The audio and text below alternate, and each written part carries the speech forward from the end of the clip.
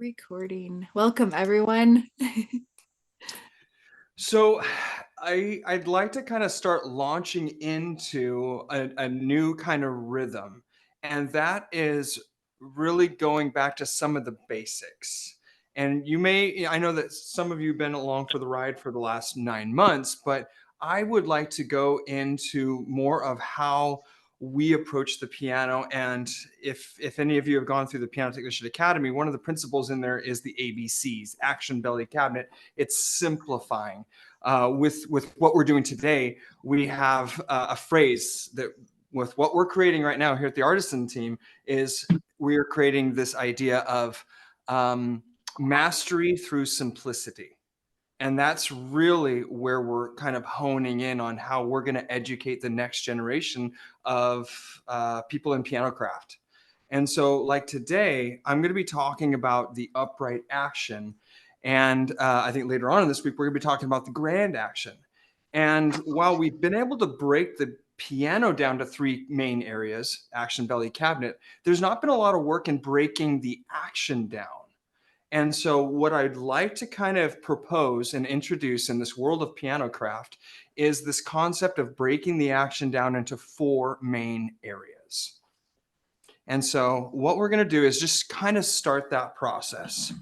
So we're going to start to develop this concept of the action itself being divided into four areas. And we're going to call these assemblies. So here we have the first assembly, which is called the key assembly. Let's kind of ratchet off, like as I point to things, if you all could just like engage, because engagement is so much fun. So we have the key itself, and I'm going to go ahead and just kind of start to pointing things. So we have the key overall, but there's components in there. So for instance, what is this right here? Key top. Key top. And what are the two materials that the key tops are generally made of? Ivory's one. Yep. Or plastic. Plastic. Or plastic. Easy. In a sharp, you're either going to have plastic or some kind of a wood. It used to be ebony. Now ebony's kind of scarce, so usually it's another wood-stained ebony. We have the key stick, which is usually a sugar pine. Just so you all know that. A lot of people think, well, the keys are probably what, made of maple and hardwood? No, they're made of a soft wood that's very light. Usually, again, this is called sugar pine. Anybody guess what this is? Key weight. Away. Key weight. What's it made out of? Lead. Lead, the poison substance. Or at least it used to be. Nowadays, I don't know what do they still use lead, or they use a lead substitute? They do. There's not a lot of other things. Anybody, this piece right here. Key button. Key button, great. And then this metal part. Thicker. Or no? Capstan wire. Capstan. Yep, got it. Capstan wire. And then, of course, you got the capstan. Capstan. And then you have various holes. So what is this one called right here? Balance rail hole. You got it. Balance rail hole. So then we also have a series of punchings. So we have the front rail and balance rail holes with punching. So this right here encapsulates the first assembly. So let's just kind of think of this as four different assemblies. We have the key assembly. Okay. The next one is we have the Wippen assembly. Okay. Let's go through the same process just so you all know. Because again, for those that have been here a while, you're probably going to know all this, but for some that are just starting, they might not. So in the Wippen assembly, you have a series of components. Start naming off a couple that you see. The heel. The heel right here. Yep. The jack. The jack, exactly right here. It's another one. The back check and back check wire. And also the bridle strap wire. Yep, bridle wire. The spoon. Yeah. Then we have what's this flange, guy right here? The Wippen flange. Yep. Wippen flange. Jack and then flange. Depending on what size, you have also the spoon. So in general, it's fairly straightforward, but again, there's about 6 major parts with this. So for those of you that have to repin your Wippen flanges, what is the go-to, I would say, protocol on how to know if it's too tight or too loose? What's a go-to for this guy? 5 times? 5 times. It would be really hard to actually measure that. The weight of the screw. The weight of the screw is a good one. So here we go. I don't know if it's actually, yep, there we go. And then with the jack, what we just free motion, and we don't want side to side wiggle. Now, sometimes there's something in between these things. So you have, in this case, this is more of a modern upright action. In older upright actions, what can I sometimes see in this place? That's the sticker, because I was doing my brain on my old upright that has the capstan right on the key and no capstan Yes. wire. Exactly like Michael just said. A lot of times with these old uprights, your metal capstan will be down here, and there'll be what's called a sticker. It's a piece of wood that travels from this Wippen heel down and then engages right underneath that capstan. So again, we have the key assembly, the Wippen assembly, and moving on. And by the way, I would also put the let-off assembly kind of within the realm of the Wippen. But then we move on to the actual hammer assembly. So within the hammer assembly, you have some kind of key components. Go ahead and start naming off some of them. Knuckle. Knuckle, where's their knuckle? Oh, just kidding. You got the hammer butt, which is kind of like the knuckle, The right? shank. I had to redeem myself. Bridal strap. Yeah, Shank, Hammer catcher, shank and bridle strap, Yep. Bridal the strap, flange flange. return spring, the flange cord. Yep. Now, what is typical of the material used in these parts? So your shank. Hardwood like maple. Yep, typically this is maple. Newer pianos, you're right, also will have maple shanks, typically. Older shanks will, a lot of times they'll be as brittle and like cedar. Sometimes we'll get some really kind of soft wood.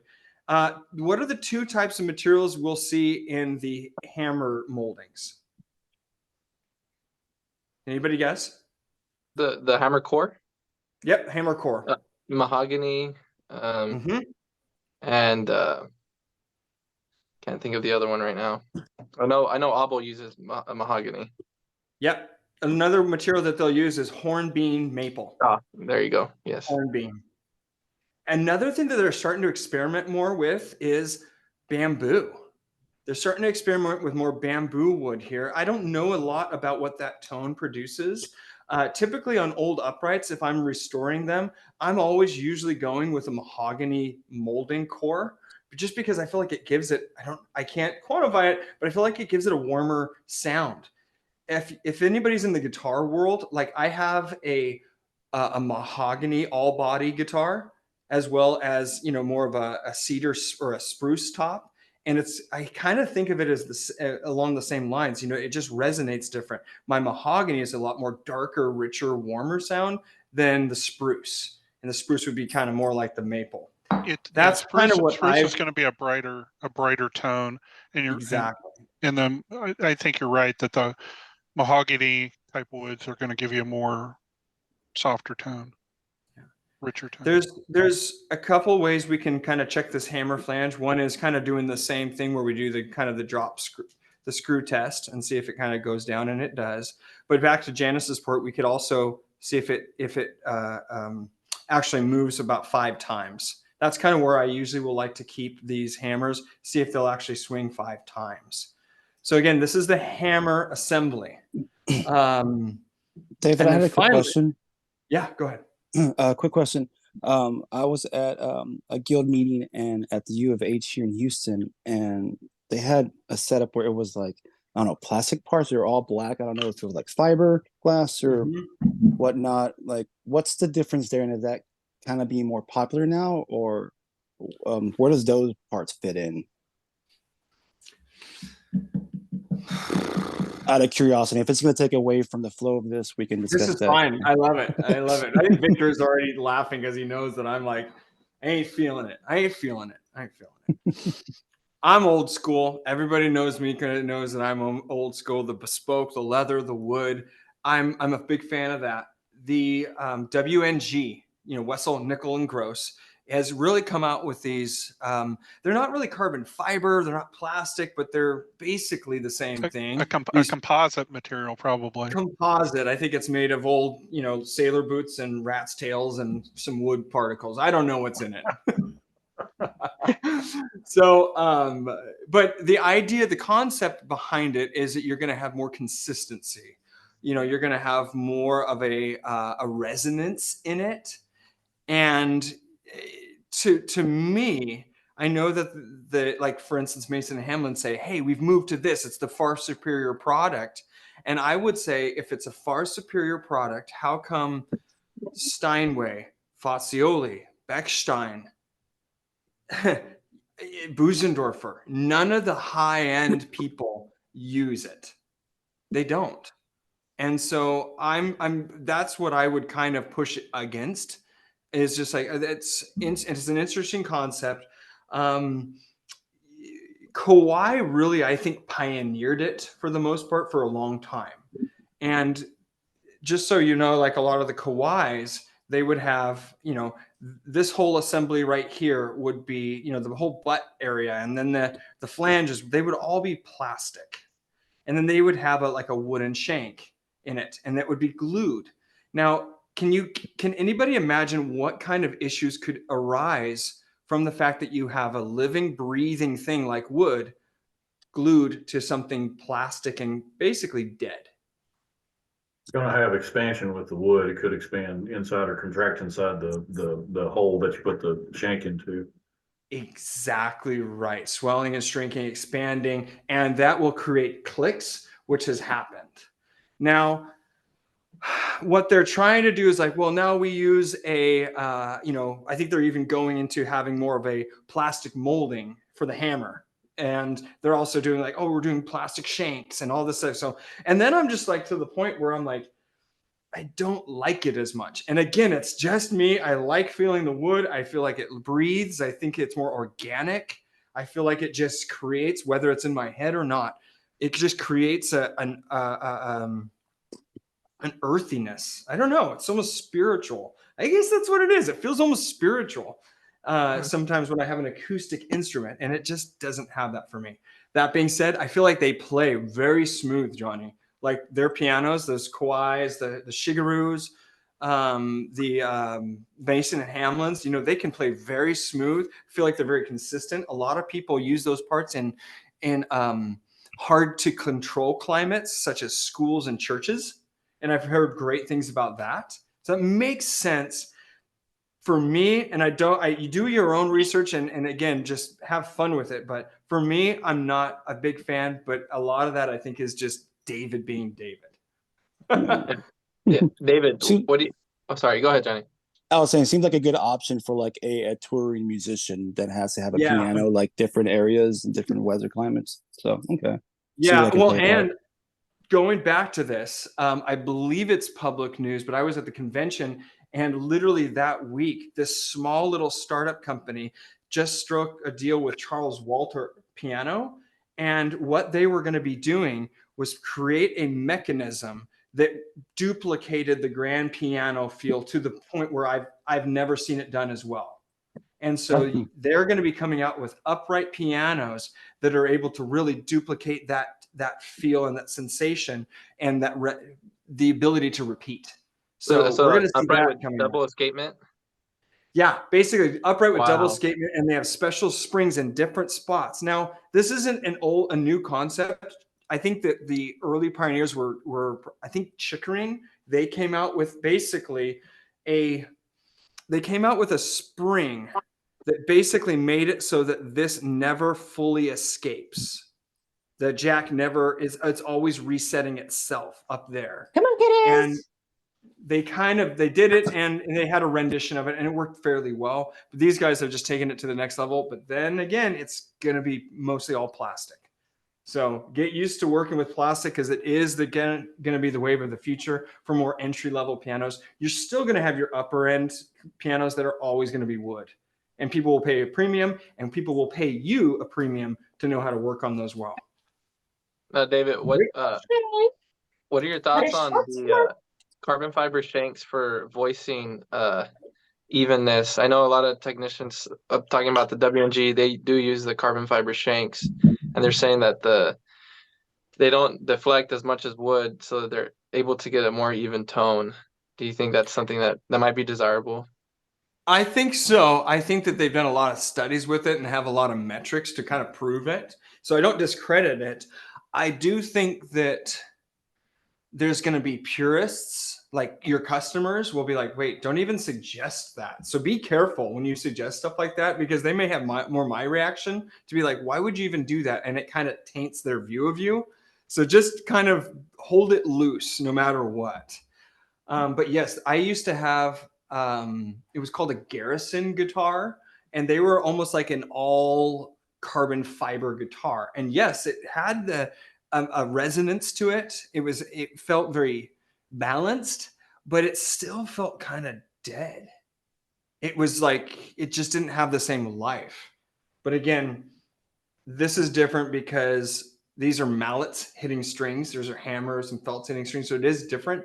For me, I've just not done as much research in it, but I know I'm going to need to, because I'll get questions like this now more and more and more. So I do need to educate myself. So maybe I could fly to the factory and just have them tell me, teach me your ways, teach me your plastic ways.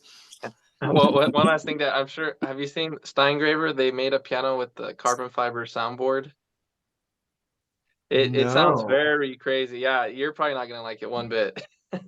So the actual soundboard is carbon fiber, and it totally changes the tonal, our tonal tenor of what we think pianos sound like. Completely different. It sounds crazy. I would recommend checking that out. Okay, and it's Steingraber. Yeah, All right. yeah. I think it's with Phoenix. That's the company they did the collab with. Okay, I'll have to look that up because I'm always into that. Yeah. In YouTube. Okay, perfect. No, this is great. We're going to be opening up for more of these kind of discussions as we go through some kind of core principles and core things that kind of pique other things. And so I'm excited about it. Can anybody guess the last assembly? We talked about what assemblies have we talked about so far? We just finished hammer. Key Yeah. Key assembly. assembly, The Wippen. damper assemblies next. Boom, damper. Your basic damper assembly, you're going to have go ahead and start naming parts. Where is this? Damper felt. So Damper head. Can anybody guess Damper. what this one is? This is called inside. There's a screw that goes into a metal, basically nut. It's called a barrel. So sometimes you'll have to order those. So it's called like a damper barrel. And so it's what that screw goes into. And I've had to order those. So just so you know, there's a damper barrel, which is kind of that holding system inside there. Of course, you have your damper wire, like somebody mentioned. We have the damper flange, same thing. The simple go-to is just kind of get it to where a screw can drop it down. And then you have your damper lever spring right here.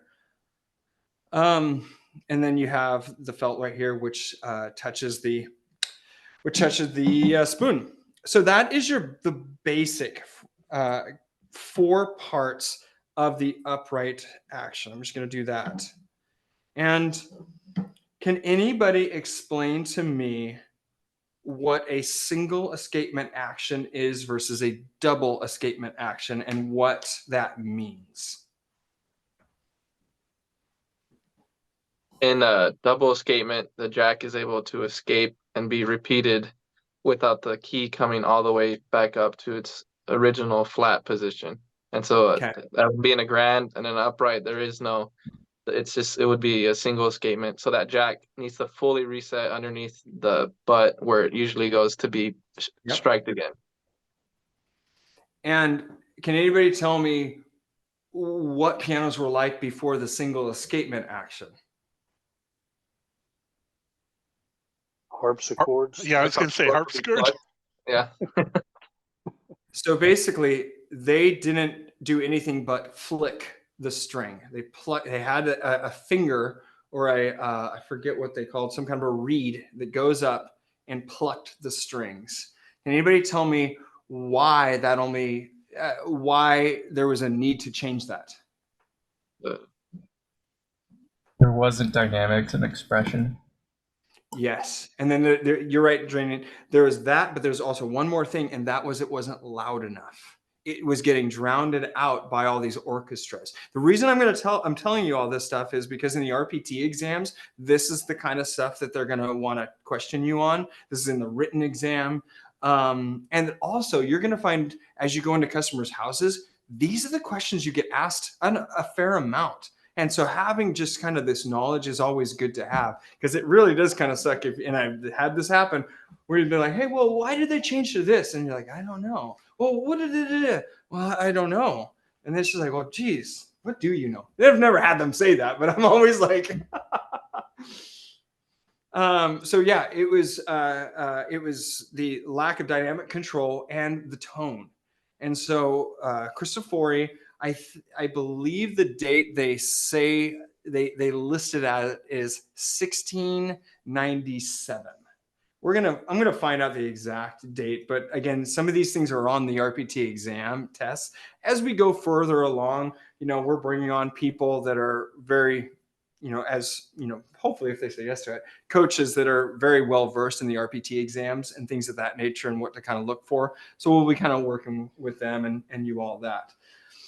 Cristofori came on board, Bartolomeo Cristofori, and that's what he did is he made it so that there was, we changed from a stringed instrument to actually a mallet hitting the strings.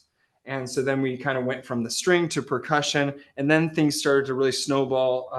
I forget Sebastian, I can't remember who the exact name, but he's the one who made the escapement actually happen.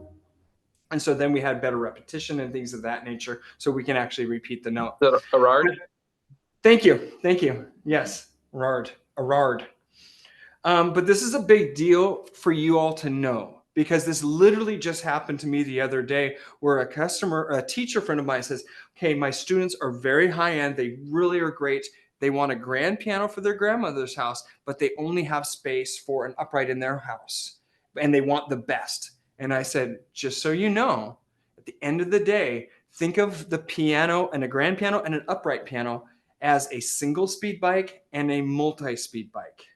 That's an easy way to understand it. So yes, you can definitely play and you can go down the road and you can have this. But when it comes to that higher degree of performance, you only get one speed with the upright. So it doesn't matter if you spend $60,000 on a Busendorfer upright, which you can do, it will still only repeat so far. And when they found that out, they were kind of just flabbergasted. They had no idea. They thought that, wow, if we spend this kind of money on the grand, on the upright, then I'm going to have a grand piano in this upright version. That's just not the case. You will still have a very expensive single speed bike. So I actually recommended to them that, hey, instead of that, go ahead and buy 2 lower end grand pianos. They're like, what? I said, because no matter what, at the end of the day, even at a lower end grand piano, and I don't mean like entry level, these were still Yamaha grands, but it's still going to have that repetition and that ability to repeat, because that's the reason you see grand pianos on stages. It's not because of the sound. I mean, the sound is there and stuff like that. It's not because of the beauty and the majesty of it. It's because of the repetition and the playability. And that is something to kind of explain to your customers. It's like my 2 old uprights, one at my parents' house and the one that I have. They have the string length of a baby grand, and they can produce the same volume, but to your point, it doesn't have the repetition. It doesn't. And at the end of the day, I always tell my customers, they're like, oh, I'm so glad I never have to get a grand piano. I said, I would push into that, because it's a great thing to have your child get to the point where they need a grand piano, because that means that they've elevated. And once I tell them that, they kind of like, okay, the salesman really wanted me to get a grand piano. I guess this makes more sense now, because at the end of the day, you will be hampered held back by your piano if it's an upright. So it's a good idea to tell them this. It's also a good idea just to have this in your mind as you're explaining regulation, as you're explaining the work that you're going to do. Make sure that you set the expectations. This will never be a grand piano. And I get people saying that. They're like, okay, I can't wait for you to do the regulation work. And I have my teacher's piano. I can't wait for it to play like that. Well, what kind of piano does your teacher have? Oh, she's got a 9-foot Steinway Grand. I'm like, okay, pause. I'm going to make this play a lot better. But at the end of the day, and I just show them, try to go up with your finger and try to play into the note. And they're like, yeah, it gets stuck. My teacher's doesn't do that. I'm like, yeah, let's explain why. So sometimes our job is to delicately explain to our customers what the expectations are and what the parameters are, because the geometry is just not there. It's just not meant to do that. So Just to clarify, David, 100% of grands are double escapement, repetition lever. Okay. correct. You will find some very kind of antique grand pianos. I think I can't remember what they call those. You'll sometimes find some very rudimentary grand pianos. Sometimes I see them at the turn of the century or just before. Viennese action. That's one that you're going to hear at some point. And it's just kind of more of an archaic design to where it really doesn't repeat like it should. But yes, most all the pianos will have the same basic design. And that's a cool thing too, is really for the last 150 years, the basic design has all been the same. It's all going to be the same. And even Johnny, with you looking at those parts, for the most part, they kind of got a little bit of flair to them, maybe some holes in different spots, but they're kind of the same thing. To their credit though, some of those parts do look kind of cool. They look like kind of miniature bridges because they have these holes in them and stuff like that. So that is kind of cool. That's good. Yeah, it caught my attention right away. I'm like, what is that? It does. Although I did talk to a customer the other day, and she had a Mason & Hamlin. This was like the first time out. And I said, oh, how do you like it? She's like, I love it. I love it. I'm like, oh, yeah, you got the carbon fiber or, the composite action. And she's like, what? And I was like, oh, it's this. And she's like, is that why it's black? I'm like, yeah. She's like, and she just like went away. I'm like, oh, she did not like that. I don't know how she got a piano with it. She didn't even know that, but oh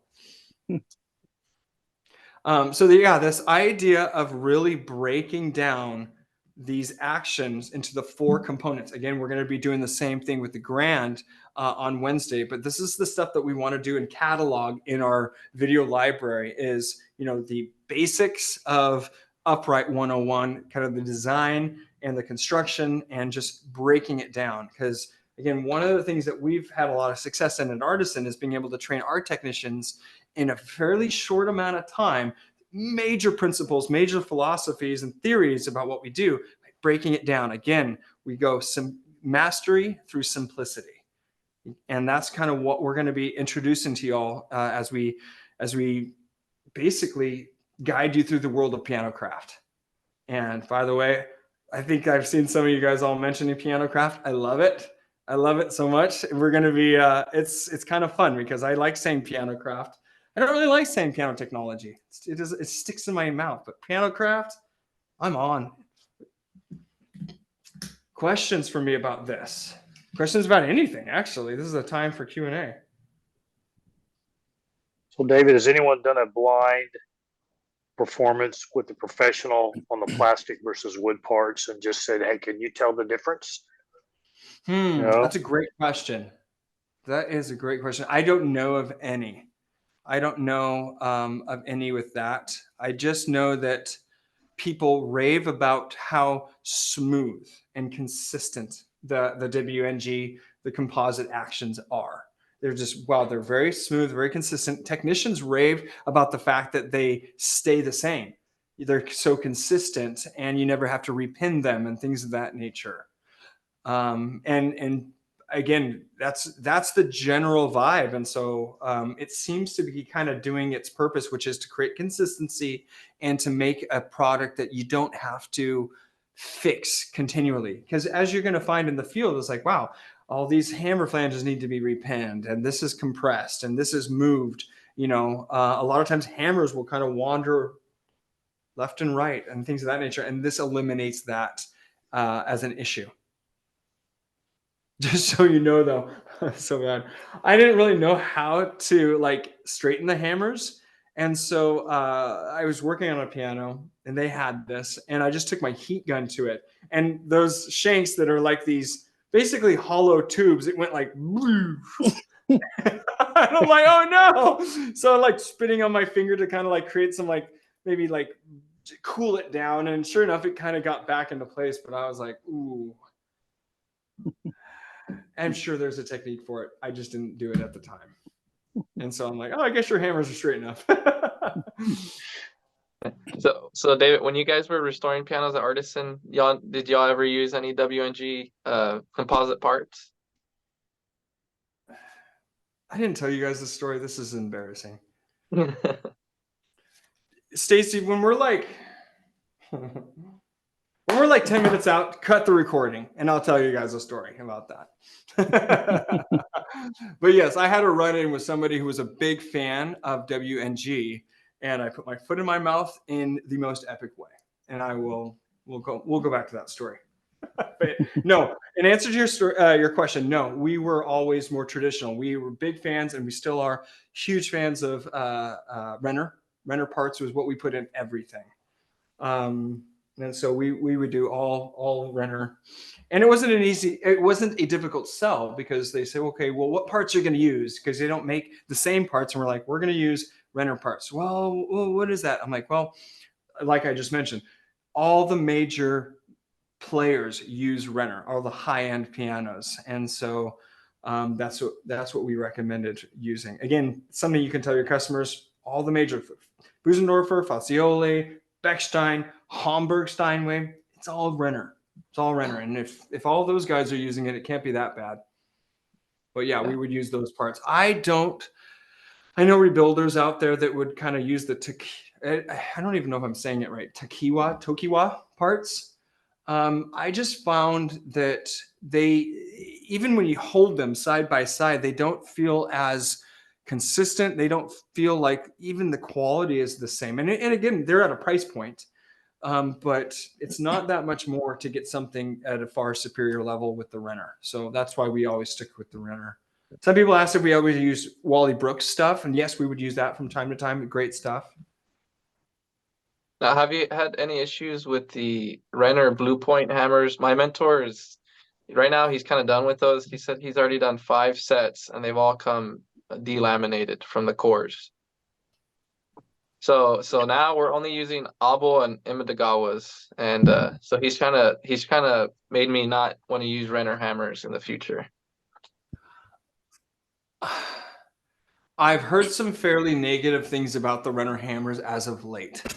I don't know what's going on. I don't know, because there was a very big debacle, because you had Steinway that's like, hey, Renner's the worst. Don't use them. Use Steinway parts. And then Steinway went and bought out Renner.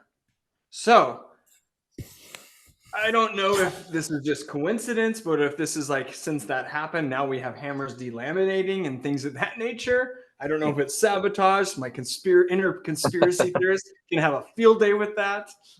So, yeah. But yeah, just remember that. Can anybody guess what Steinway's biggest competitors are? Omaha. Pearl River, the Chinese Asian brands, Asian brands, Yangchang or something like that. No, you'd be surprised. Stacy got it. Steinways.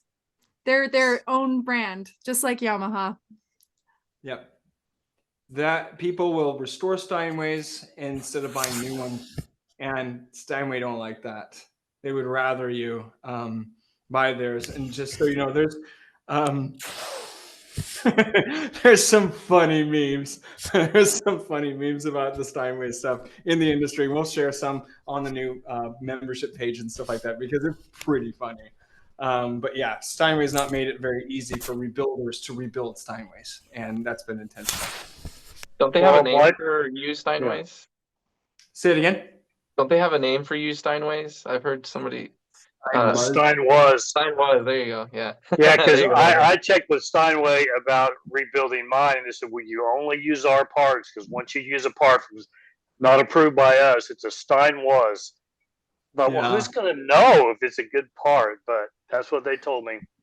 Yeah, so we were able to get around that because Hamburg Steinway uses Renner parts. So, and Hamburg are considered a higher end Steinway than the New York.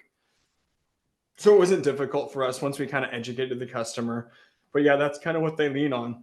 Steinway is really cool. It's a part of our American culture, you know, and the whole music industry. But I feel like sometimes companies can kind of rely on their name and not rely on their quality. And I feel like in some ways Steinway has kind of done some of that. And maybe they're going to kind of rebound from that, but I've yet to see it. You spend a lot of money for the name. Yeah. Now, I know. I'm sorry. In the New York Steinways, they have the accelerated action. Could you? I know we're jumping to grants here, but could you talk about what that? I've always heard that, but is it really? What does it really do? Or is that even? I will talk about that on Wednesday. And yes, accelerated actions. I will show sounds like a you what marketing that ploy is. to me, but Yeah, well, if you ever notice, like Steinway has so many patents, and just so you know, all these piano companies used to do this. Back at the turn of the century, there was hundreds of piano manufacturers, even just in America, and so they had to separate themselves. So they'd be like cast golden plate patent and a resonator, and there's like these weird names, and they would have these patents on the plate and everywhere. And just so you know, we have the just wild patents. I need to do a show and What's that, Andy? I said I need to do a show and tell. I've got a wing piano salesman's book from 1918. I gotta check that out. Yeah, it's pretty cool book. That's awesome. Yeah. I actually we should do a show and tell coming up because I've got a couple new tools that I've been playing around with that are kind of like stupid and fun. So I think we'll set up one of these. Could just kind of show and tell if anybody has a favorite tool right now. If anybody has bought something that they're like, have you seen this? It's awesome. I like show and tell stuff like that because, yeah. Hey David, if you when it comes to Wippen assemblies and hammer assemblies, can you talk to, with the different sizes of pianos, you kind of have different sizes of those pieces and parts. Now, the basic functionality is the same, but can you kind of talk to the differences that would happen in a full upright versus, let's say, a spinet in that size differential? Sure. So Takiwa makes some various sizes. So let's talk about just kind of the butts right here. A lot of these butts are going to be standard. Where they change things is actually in this flange. So you'll have sometimes a lot of different flanges. We found when we're restoring these old uprights that I don't know how they did it, but a lot of them really have just kind of a standard Takiwa. They were able to kind of figure out the exact size. And Renner also has one as well that fits a lot of these uprights, old uprights. In this flange, in the flange itself, you can buy kind of a standard flange, that's what this is. And then there's also basically Asian flanges for Asian pianos, Yamahas, Kawais, and things of that nature, which will be a little bit different. So I'll usually have some of the standard ones on hand, as well as the Asian, styles. But yeah, these will be fairly universal. There will be, and you can see it in shaft. And actually, before I'm done, I'm going to show you some in the catalog. But a lot of what you're going to see here is going to be different heel sizes right here, different heel sizes. And then again, some of this, basically, if you imagine there's a line between center of this heel up here, and then from the spacing there. And so there'll be some differences there. For the most part, what I'll do if I'm at a customer's house and something is broken and it just needs to be re-glued, a lot of times what I'll do is I'll snag one of these from a different part of the piano, because a lot of times it's in the center of the piano where the one is broken. So I'll usually go to an extreme side of the piano and then basically do the repair, put the one that I did a repair on more of the extreme where it's not going to get used as much, and then move it over. So you'll Hold pull on just a second. P0 or key 88 and use that assembly for the repair. Exactly. But just so you can kind of see in this shaft, I actually got a shaft catalog, and I actually do recommend getting the catalogs because it is kind of nice to be able to kind of thumb through and see everything that they have to offer. I want to show you, some of the, you're welcome, Shaft. Not that they need our business. Yeah, so here we go. So as you can kind of see, the differences. I don't like these. So some people this is a basically an assist right here. Yeah, it actually even says assist. So right here you see this spring. I don't like these. They tend to make the actions feel funny because it basically makes it so that that weight is being dispersed and there's less weight on the key, but it's hard to regulate that just right. So just so you know, a lot of times when you get to these, kind of buckle up because it may have a weight issue. And so there's a special rhythm and a method. I'm not super well versed in how to do the touch weight when it comes to these because it is a lot different. So we'll go over that. But as you can see, a lot of these have these spring assists, especially in the Kawais. You're going to come with Kawai pianos. And sometimes you'll have to manipulate the tension of those springs. So, but you can just see right there with the Grand Wippens how many different things there are. And see, whereas here we have the hammer butts. So we have the Steinway style, old and new.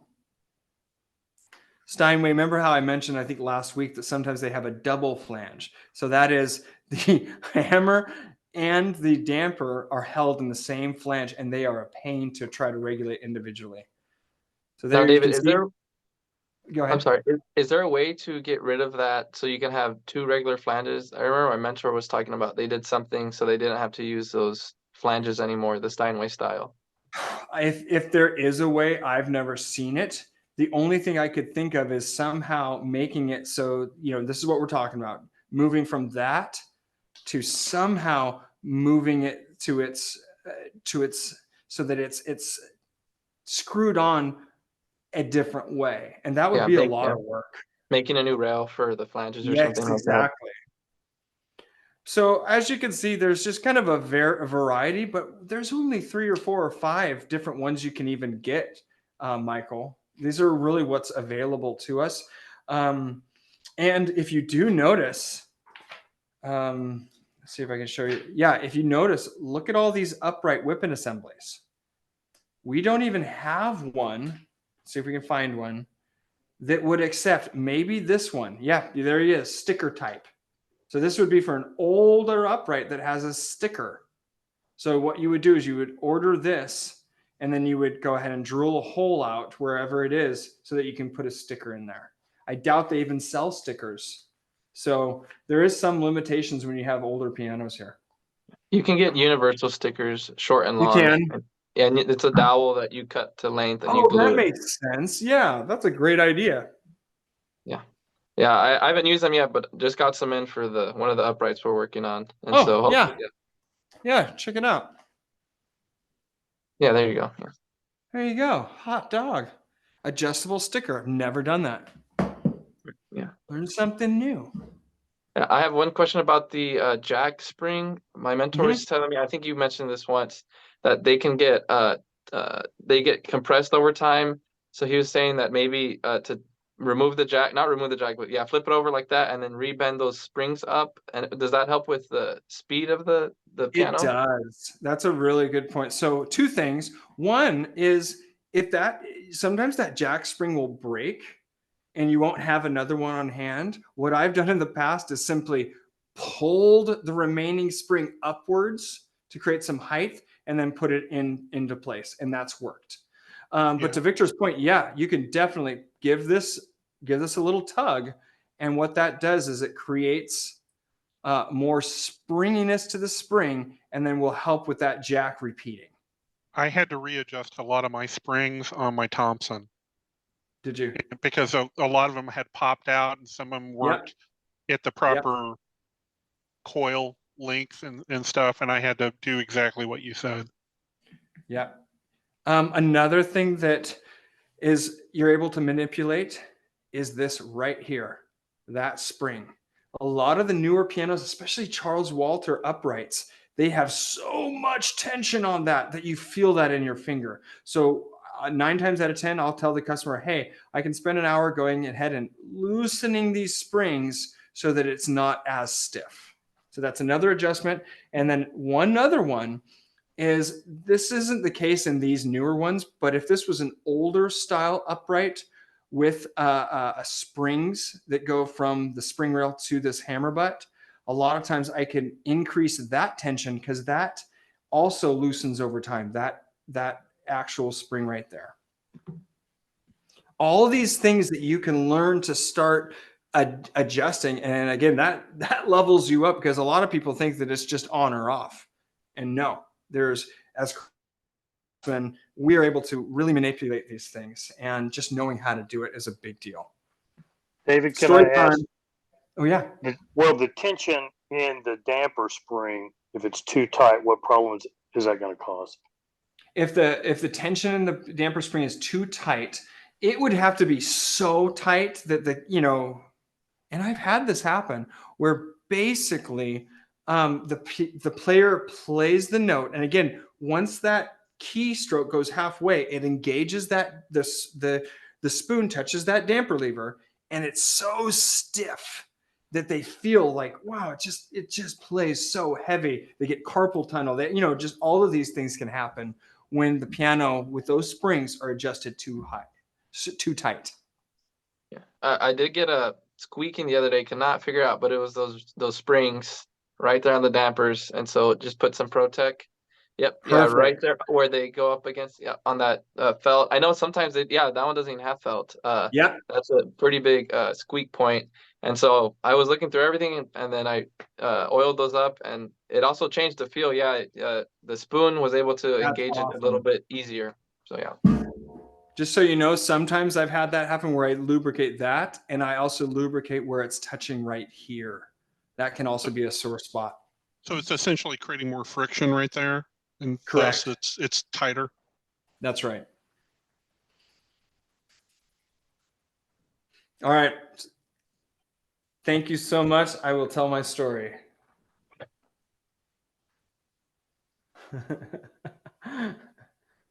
It's still recording. I know. Let me pause. Let me